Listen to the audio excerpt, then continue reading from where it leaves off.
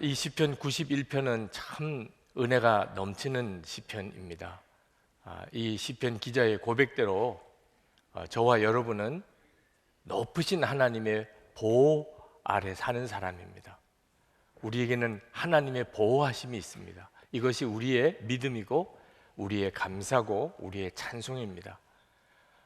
그와 같은 자에게 전능하신 하나님의 그늘 아래 거하는 머무는 그런 복을 주시겠다고 말씀하셨습니다. 저는 오늘 이 시간에 이 말씀을 듣는 여러분 모두가 다 하나님의 보호하심 아래 전능하신 하나님의 그늘 안에 머무는 은혜를 다 받게 되기를 축복합니다. 이런 믿음이 있는 사람은 고백이 다릅니다. 시편 기자의 2절에 이렇게 고백합니다. 나는 주님은 나의 피난처, 나의 요새, 내가 의지할 하나님이라고 말하겠다. 여기서 주목할 것은 주님은 나의 피난처라고 했던 것입니다. 주님은 피난처시다. 그건 누구나 이야기할 수 있습니다. 그러나 주님은 나의 피난처시다. 이 고백은 하나님으로부터 위기 가운데서 완전히 죽어지는 자리에서 건짐을 받은 경험이 있는 사람만 할 수 있는 고백입니다. 하나님과 인격적인 교제가 있고 주님과 늘 동행하는 사람만이 내가 의지할 하나님, 이렇게 고백할 수 있는 겁니다. 이렇게 고백할 수 있는 사람에게 하나님은 약속하셨습니다. 3절에 정녕 주님은 너를 사냥꾼의 덫에서 빼내주시고 죽을 병에서 너를 건져주실 것이다. 이건 참 얼마나 놀라운 일입니까? 그런데 문제는 정말 하나님은 우리를 사냥꾼의 덫에서 빼내주시고 죽을 병에서 우리를 건져주시는가 하는 것에 대해서 의심이 들 때가 많다는 것입니다. 그렇게 하나님을 잘 믿는 사람도 한순간에 큰 어려움을 당하는 것을 많이 우리가 보았습니다. 제가 아주 좋아하는 장로님 한 분이 계신데 그분의 따님이 대학까지 졸업을 하고 이제는 사회생활을 할 때쯤 됐는데 급성 백혈병에 걸렸습니다. 그리고 1년 동안 투병하다가 세상을 떠났습니다. 그 장로님은 그런 상황에서도 믿음을 지키고 하나님 앞에 감사한 마음으로 딸의 장례를 잘 마쳤는데 문제는 세 가족 중에 한 분이 어떻게 장로님의 가정에 그런 일이 일어날 수 있느냐, 하나님은 안 계시다. 그리고는 교회를 나왔던 분이 교회를 안 나오는 겁니다. 그 장로님이 나중에 그 이야기를 들었던 모양입니다.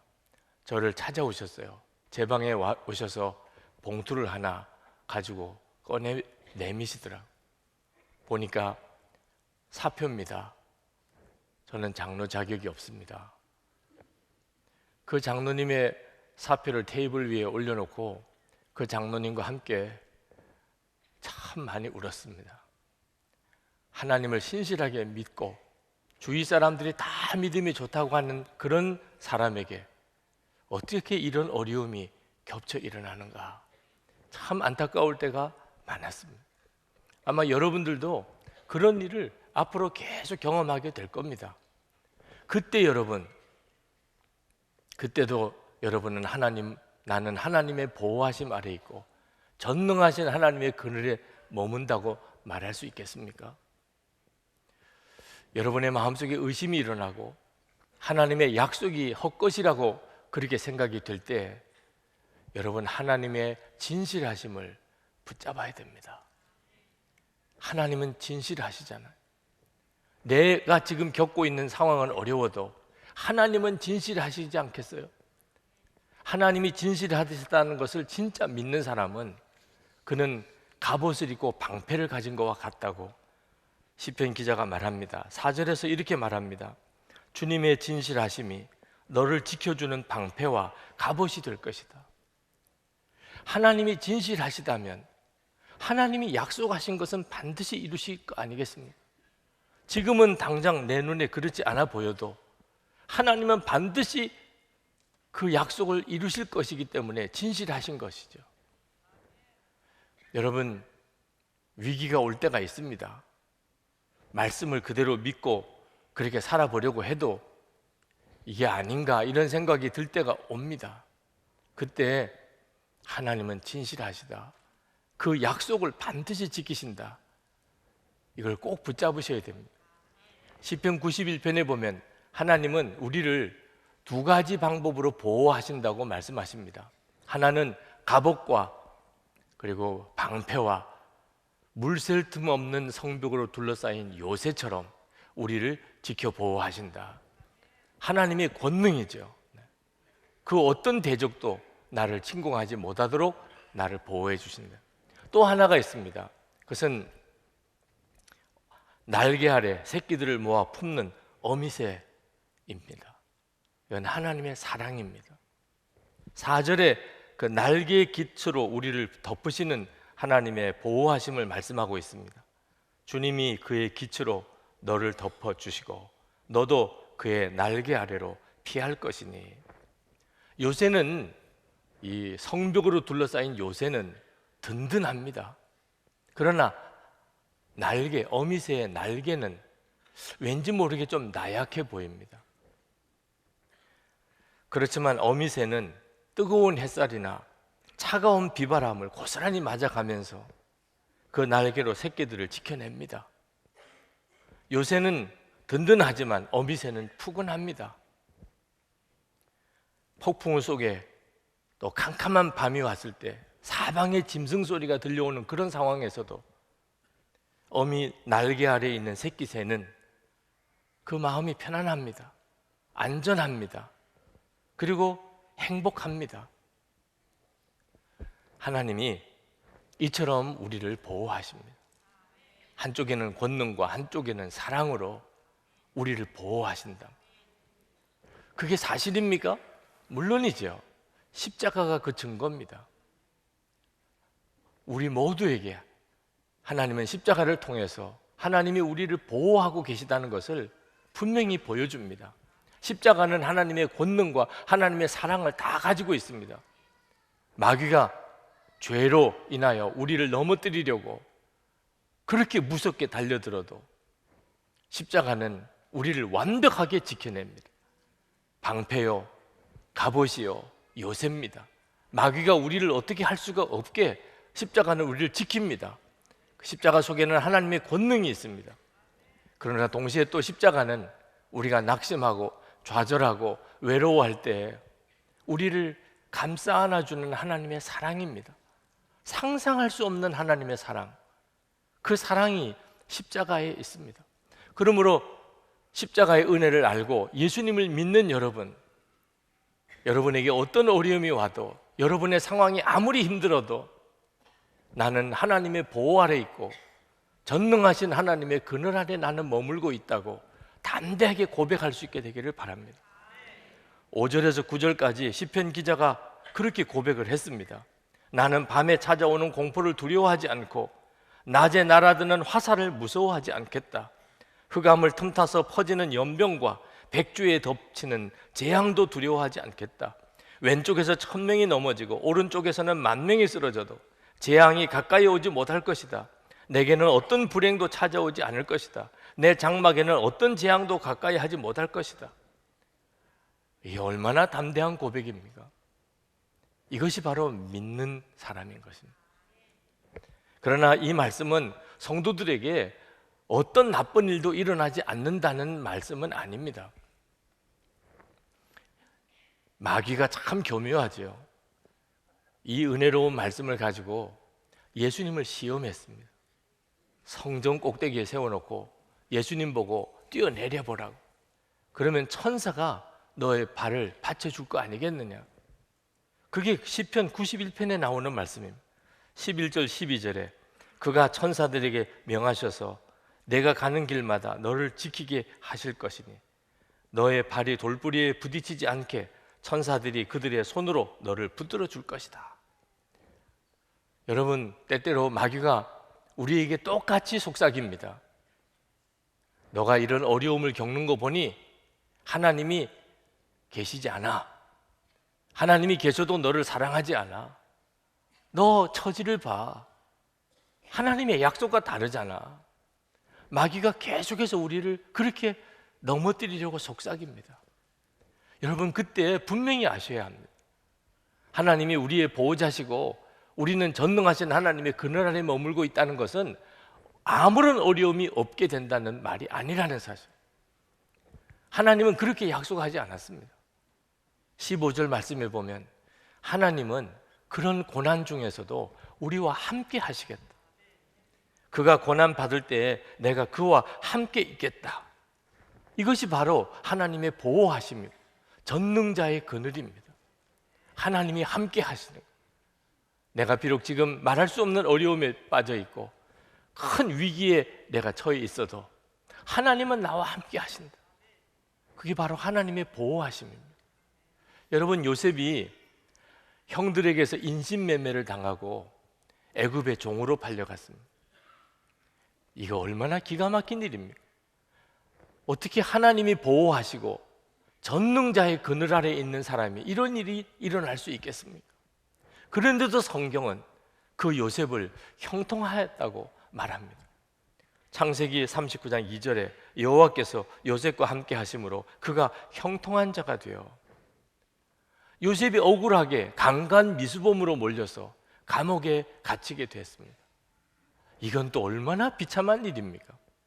그런데도 성경은 여전히 요셉이 형통한 자라고 말합니다. 창세기 39장 23절에 여호와께서 그를 범사에 형통하게 하셨더라. 아니, 종살이와 옥살이 하는 일이 무슨 형통한 것과 관련이 있습니까? 어째서 성경은 이렇게 말하는 것입니까? 우리가 생각하는 형통과 성경이 말하는 형통의 기준이 다르기 때문입니다.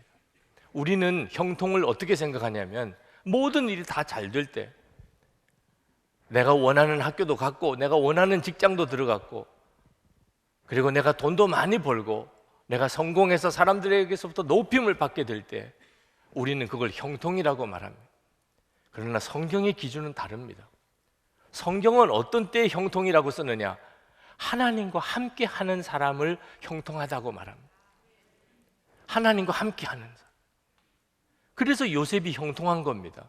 그가 종살이를 하고 옥살이를 했지만 하나님이 요셉과 함께 하였기에 성경은 그가 형통했다고 말합니다.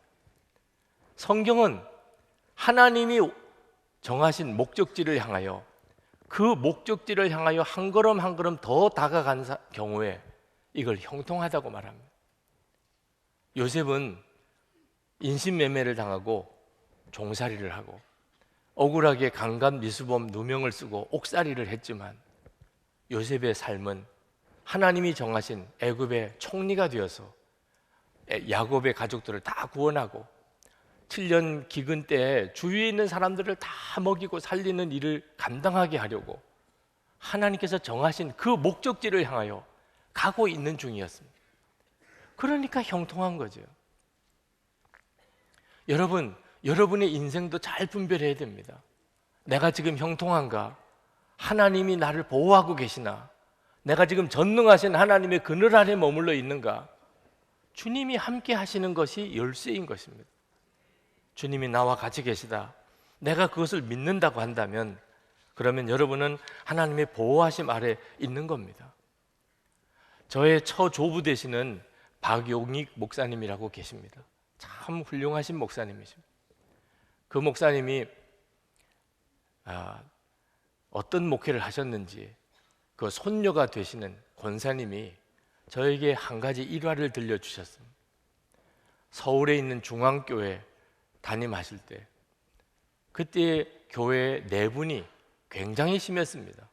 교단 정치 때문에 교인들이 정치적으로 두 파로 갈려가지고 무섭게 싸웠습니다. 교회가 큰 시험에 들었고 목사님은 정말 목회하기가 어려울 정도였습니다.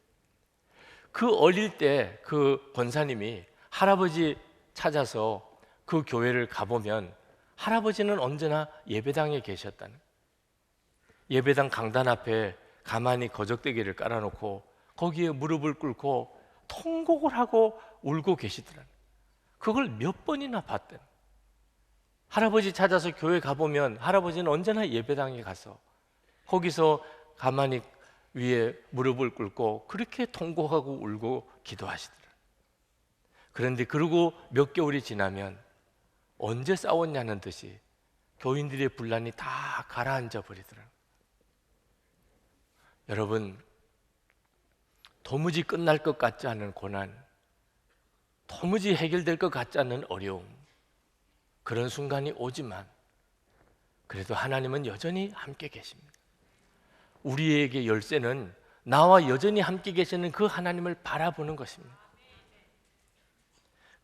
14절, 16절은 우리가 정말 외워두어도 좋을 귀한 말씀입니다. 여기에 하나님을 사랑하는 자에게 하나님이 7가지 약속을 해주십니다. 14절, 하나님께서 말씀하신다. 그가 나를 간절히 사랑하니 내가 그를 건져주겠다. 그가 나의 이름을 알고 있으니 내가 그를 높여주겠다. 그가 나를 부를 때에 내가 응답하고 그가 고난받을 때에 내가 그와 함께 있겠다.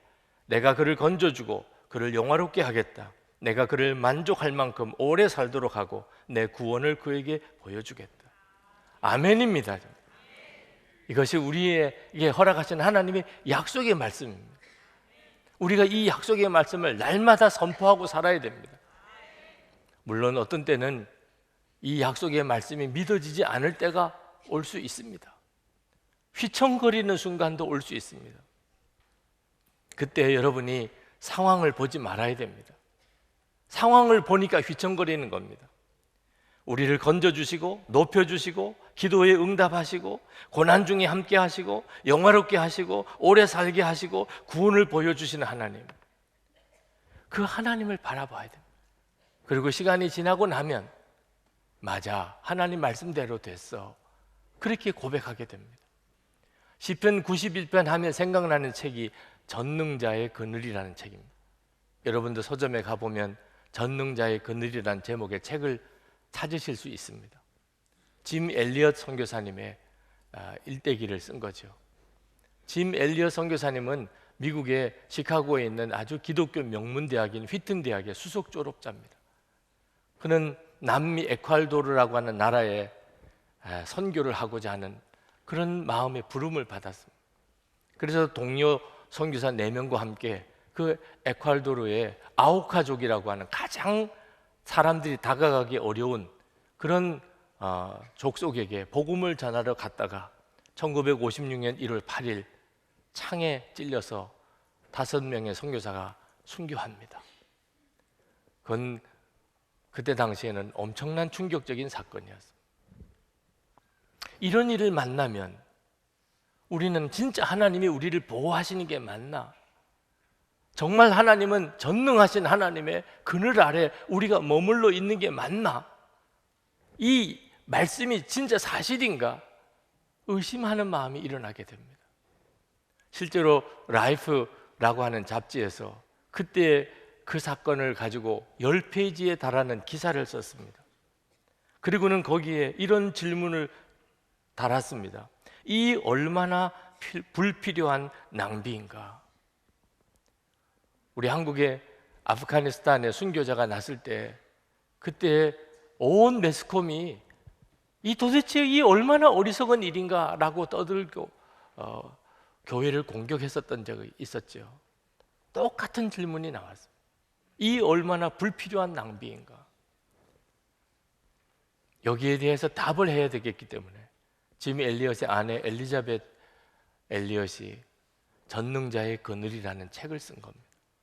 남편 짐 엘리엇의 일기 그리고 그의 편지들을 다 모아서 그동안에 어떤 일이 있었는지를 책으로 엮어낸 겁니다. 짐 엘리엇 선교사가 28살 때 일입니다.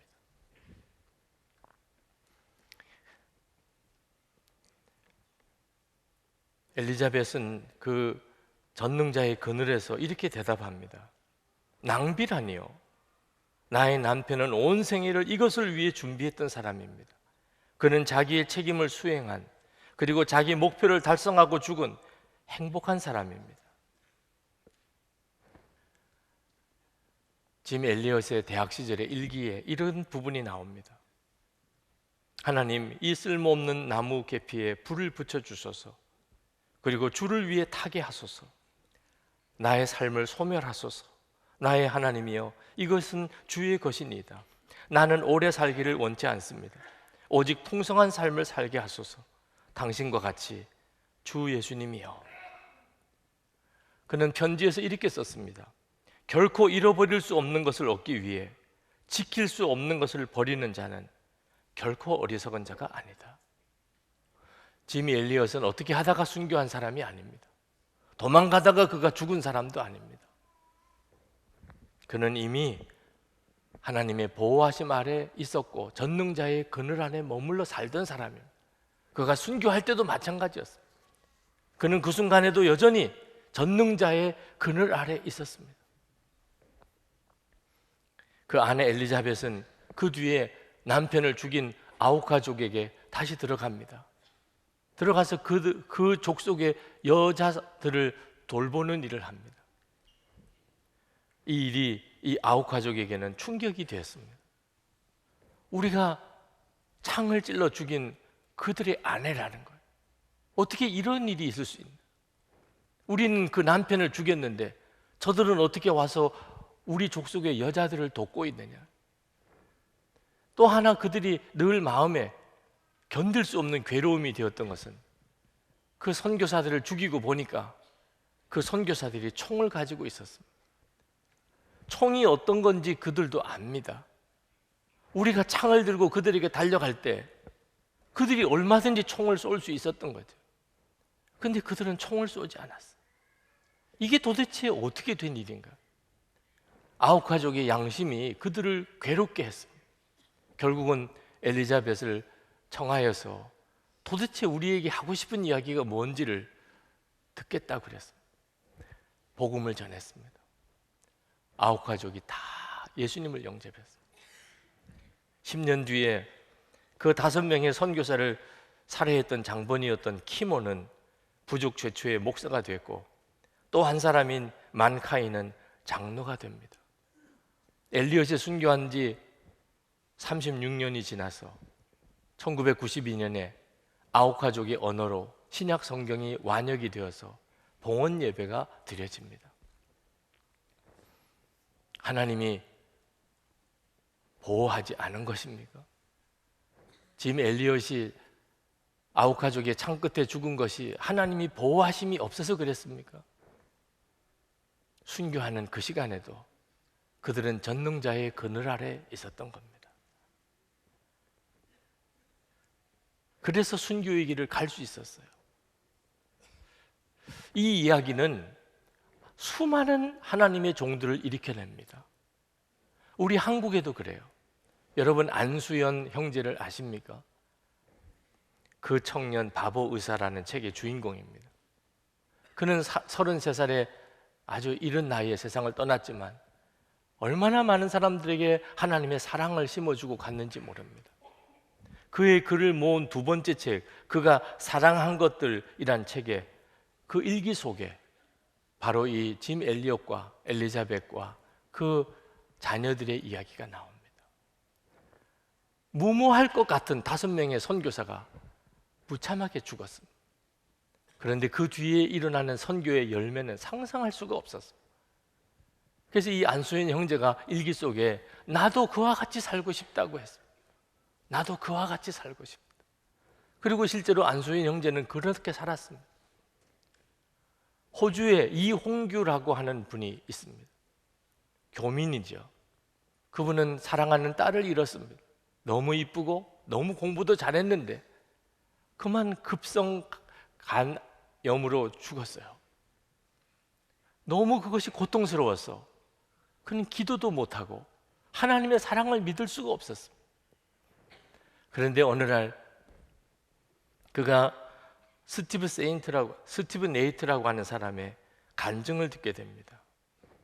그는 짐 엘리엇과 함께 순교했던 그 4사람의 선교사 중에 한 사람, 네이트 선교사 아들입니다. 그 스티브 네이트가 간증을 하는데 순교의 피로 인해서 한 부족이 다 복음화되는 그런 감동적인 이야기를 간증을 하고 이어서 자기 개인적인 간증을 했습니다. 이 스티브에게 외동딸이 있었습니다. 20살 때 선교 여행을 갔다 왔습니다. 아버지가 친구들과 함께 선교 여행을 다녀온 기념으로 파티를 열어주었는데 갑자기 머리가 아프다고 아버지 나를 위해 기도해 달라고 하는데 기도하는 중에 아버지의 품에서 세상을 떠났습니다. 뇌출혈로 그렇게 딸을 잃어버렸습니다. 이 스티븐 네이트 선교사가 그 이야기를 하면서 울지 않으려고 울먹거리면서 어떻든지 감정을 절제하려고 떠듬떠듬 그렇게 그 이야기를 해가는데 이홍규 씨가 눈물이 터졌습니다. 걷잡을 수 없이 통곡했습니다. 그때 그 속에 있는 응어리가 녹아지기 시작했어요. 그리고 그가 깨달았습니다. 아픔을 겪은 사람만이 똑같은 아픔을 겪은 사람들을 위로할 수 있다는. 그리고 하나님도 왜 응답 안 해주시냐, 왜 대답이 없으시냐 그랬는데 하나님도 당신의 독자 예수 그리스도를 십자가에서 죽게 할 때 똑같은 아픔을 겪으셨고, 때로는 우리가 울 때 말 없이 다가와만 주시지 아무 말씀도 하지 못하실 때가 있다는 사실을 그가 인정하게 됩니다. 그리고 하나님과의 관계가 완전히 회복이 됩니다. 그리고 그가 그 사랑하는 딸 김세별이라고 하는 그 사랑하는 딸의 믿음을 기억하면서 그가 책을 씁니다. 내 이름은 아직도 이세별, 내 이름은 아직도 이세별이라는 책을 써서 읽는 사람들마다 깊은 감동을 받습니다. 이 사람의 변화 속에도 바로 그 짐 엘리엇과 그리고 네이트 선교사가 있습니다. 우리가 때때로는 이해할 수 없는 고난이 오고 설명할 수 없는 재앙을 하나님의 자녀들이 겪게 되지만 하나님의 보호하심이 없어서 그런 게 아닙니다. 지나고 보면 여전히 우리는 하나님의 보호하심 아래 있었습니다, 이렇게 고백하게 됩니다. 제 삶에도 하나님의 보호하심이 믿어지지 않는 순간이 많이 있었습니다. 정말 휘청거렸습니다. 목사의 자녀로 또 목사로 살아가면서도 그때 하나님께서 저에게 말씀하셨어요. 내 안에 거하라. 요한복음 15장 4절 말씀, 내 안에 거하라, 나도 너희 안에 거하리라. 그게 답이었습니다. 주님 안에 거하면서 항상 함께 하시는 주님을 바라보는 눈을 떴습니다. 항상 함께 하시는 주님을 바라보게 되니까 비로소 내가 전능하신 하나님의 그늘 아래 머물러 있다는 확신이 들었습니다. 그래서 그것을 잃어버리고 싶지 않아서 영성 일기를 매일 쓰고 있는 겁니다. 항상 함께 하시는 주님을 바라보는 것이 하나님의 보호하심 아래에 있는 것이고 전능하신 하나님의 그늘 아래 머무는 것이기 때문에. 지난 제주도 목회자 영성일기 세미나에 참석하셨던 목사님 한 분이 영성일기를 나눔방에 올리셨는데 그 중에 한 부분을 여러분에게 읽어드리려고 합니다. 그날 영성일기 제목이 달라진 세상입니다. 세상이 달라졌다. 세상은 여전히 삐그덕거리며 살아가지만 내가 보는 세상은 달라졌다. 내 마음이 그리스도를 품고 있다는 그 믿음이 세상을 바꿔놓았다. 달라진 세상은 다름 아닌 나였다. 그래서 새벽이 감동이고 한낮이 기대되고 또 하루를 마무리하며 보내는 밤 시간이 기대된다. 말씀을 준비하는 마음도 달라진 것을 본다. 먼저 나에게 주시는 말씀으로 묵상해 본다. 오늘 새벽과 하루를 마무리하는 이 시간에 입에서는 찬송가가 흘러나온다. 내 마음의 주여 소망 되소서. 주 없이 모든 일 헛되어라. 밤에나 낮에나 주님 생각, 잘 때나 깰 때나 함께 하소서. 24시간 주님과 동행하는 것은 기쁨이다. 이 기쁨을 놓치고 싶지 않다. 여러분, 이것이 바로 전능하신 하나님의 그늘 안에 머물러 사는 자의 고백입니다. 이것은 우리 모두에게 주어진 하나님의 은혜입니다. 예수 그리스도이십니다. 이제 우리 같이 기도하겠습니다. 여러분들이 항상 언제 어디서나 하나님의 보호하심 아래 전능하신 하나님의 그 그늘 안에 머물러 살게 되기를 기도하시기 바랍니다. 24시간 주님을 바라보고 늘 주님과 동행하는 삶을 좀 살게 되기를 기도하십시오. 우리 다 같이 통성으로 기도하겠습니다. 은혜와 사랑이 충만하신 아버지 하나님,